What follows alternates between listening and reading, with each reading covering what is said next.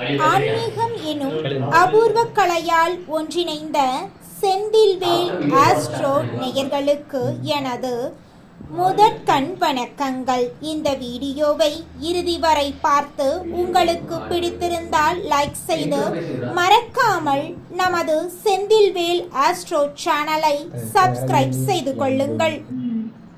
அன்பு நேயர்களுக்கு இனிய வணக்கம். கும்பம் ராசிக்கார நேயர்களுக்கு நம்ம இன்னைக்கு வீடியோ பதிவுக்கு முழுமையா போறதுக்கு முன்னாடி முருகரை மனதார வணங்கிட்டு வீடியோ பதிவுக்குள்ள போகலாங்க. ஓம் முருகா போற்றி, ஓம் முருகா போற்றி, ஓம் முருகா போற்றி, எனிக்காக்கும் முருகனே போற்றி. நல்லதே நடக்கும், நல்லது மட்டும்தான் நடக்கும். நீங்கள் உண்மையானவங்க, நேர்மையானவங்க. உண்மைக்கு புறம்பா எந்த காலத்திலையும் எந்த ஒரு செயலையும் செய்ய மாட்டீங்க. உங்களை பொறுத்த வரைக்கும் தான் மட்டும் நல்லா இருக்கணும் அப்படிங்கிற சுயநலம் கிடையவே கிடையாது.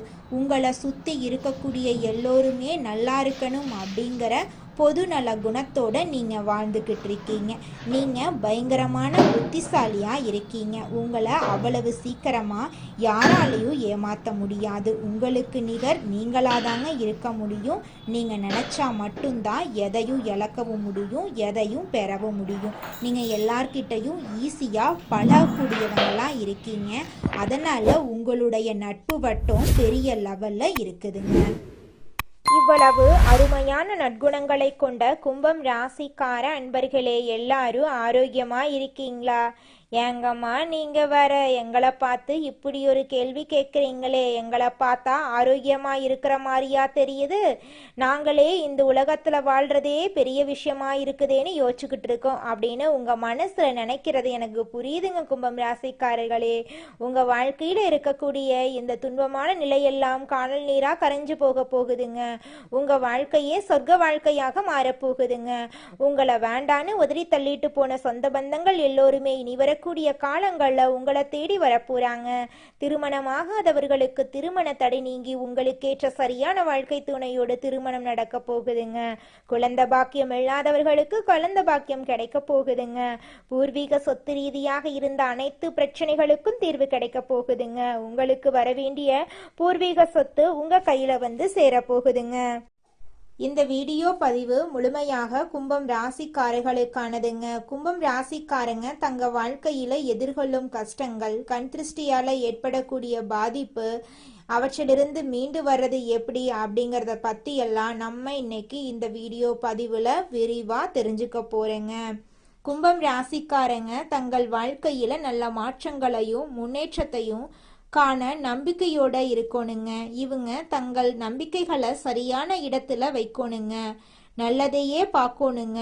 கடந்த கால கஷ்டங்களை நினைச்சு பயப்படுறத விட நிகழ்காலத்துல கவனம் செலுத்துறது அவசியங்க. கும்பம் ராசிக்காரங்க 7.5 சனி ஜென்ம சனியால பல கஷ்டங்களை அனுபவிச்சுட்டாங்க.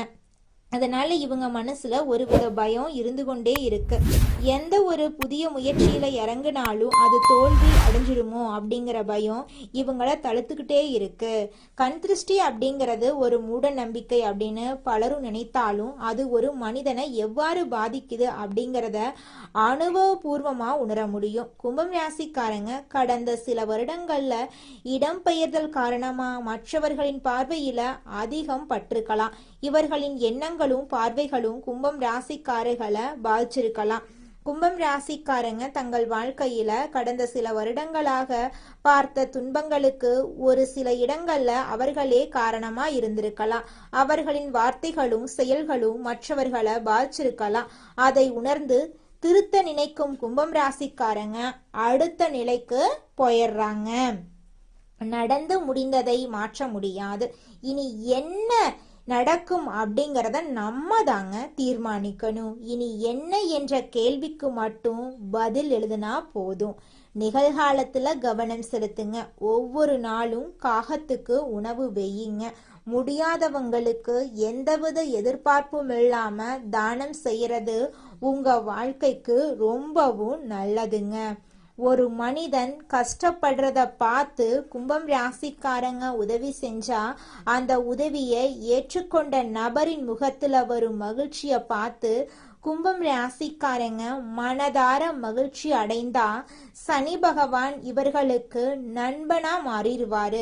சோதனைகளை கொடுத்து உங்களை சாதனையாளராக நிச்சயமா சனி பகவான் மாத்தியே தீருவாருங்க. கும்பம் ராசிக்காரர்களை பார்த்து மற்றவங்க கற்றுக்கொண்ட காலம் ஒன்று இருக்கு. ஆனா இன்னைக்கு இவர்கள் தடுமாறுவதையும் கவலைப்படுறதையும் பார்த்து சிலரும் சிரிச்சுக்கிட்டு இருக்காங்க. உங்கள் ஒவ்வொரு நிமிடமும் மதிப்பு மிக்கது. புரிதல் இல்லாம இருக்கிறது தான் கும்பம் ராசிக்காரர்களோட மிக பெரிய பிரச்சனையா இருக்குதுங்க. சனி பகவான் தான் தலைவனாக இருந்தாலும் சனி பகவான் போல கொடுக்கிறவரும் யாரும் இல்ல. கெட்டதை நினைக்கிறவங்களுக்கு அவரு கெடுபலன்களை கொடுப்பாரு, நல்லவங்களுக்கு சோதனைகளை கொடுப்பாரு.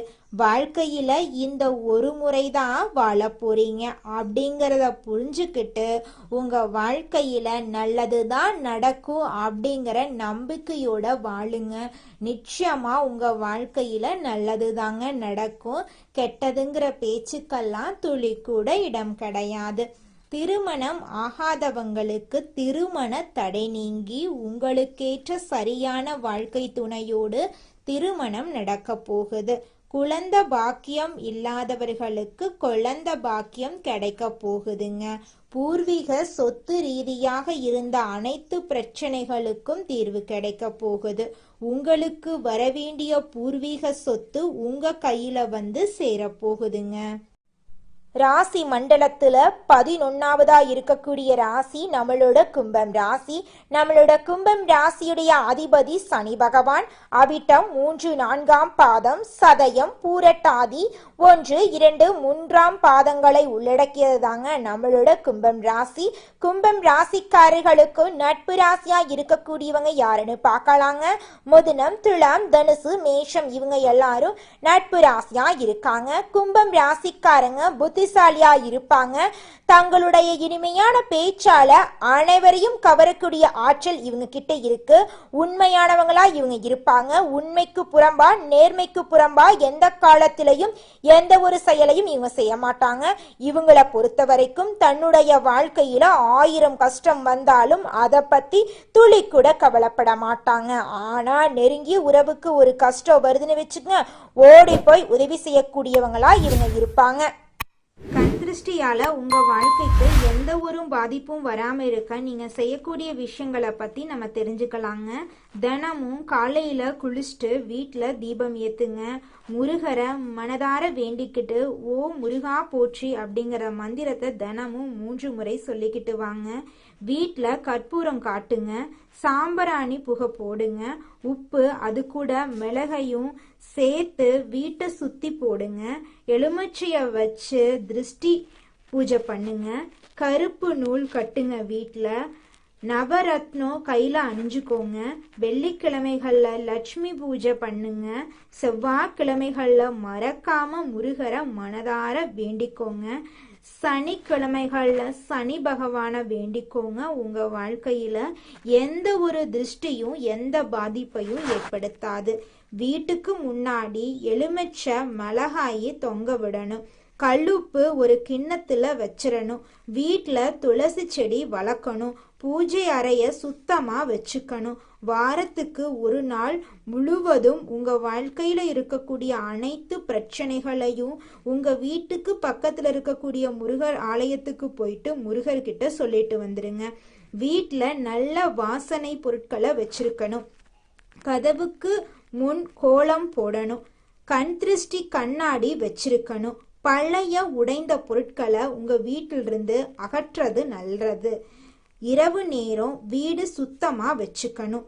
கருப்பு புள்ளி சிறிது வைக்கணும். குழந்தைங்களுக்கு அதிகமா பெருமை பேசாம இருக்கணுங்க. நல்ல விஷயங்களை எல்லார்கிட்டையும் பகிராம இருக்கணும்.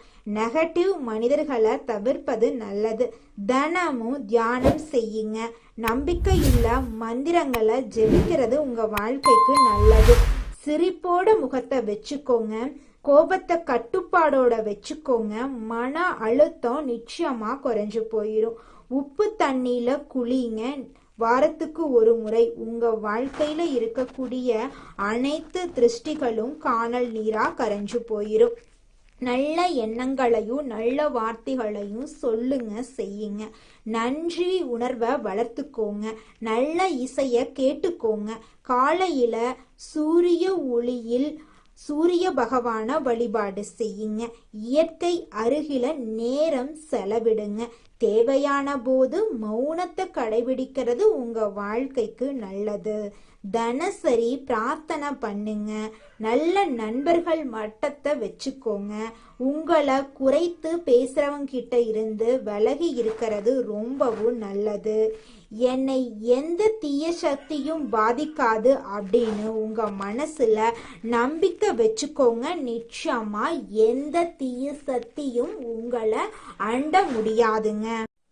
உங்கள் வாழ்க்கையில் மேலும் நல்லதெல்லாம் நடக்க நீங்கள் செய்யக்கூடிய பரிகாரம் என பார்த்தீங்கன்னா, உங்கள் வீட்டுக்கு பக்கத்தில் இருக்கக்கூடிய வயதான முதியவர்களுக்கு உங்களால் முடிந்த உதவிகளை செஞ்சுக்கிட்டு வாங்க. இந்த உதவியை செய்கிறதன் மூலமாக நீங்கள் செஞ்ச பாவங்கள் நிச்சயமாக குறையுங்க. உதவி செய்யணும் அப்படிங்கிறதுக்காக நீங்கள் ஆயிரக்கணக்கில் லட்சக்கணக்கில் பணம் செலவு பண்ணணும் அப்படிங்கிற அவசியம் கிடையாதுங்க. உங்களால் முடிஞ்ச அளவுக்கு ஒரு வேளை முதியவர்களுக்கு உணவு வாங்கி கொடுத்தா கூட போதுங்க. இந்த உதவியை செய்கிறதன் மூலமாக உங்கள் வாழ்க்கையில் நல்லது தாங்க நடக்கும். நல்லது மட்டும்தாங்க நடக்கும்.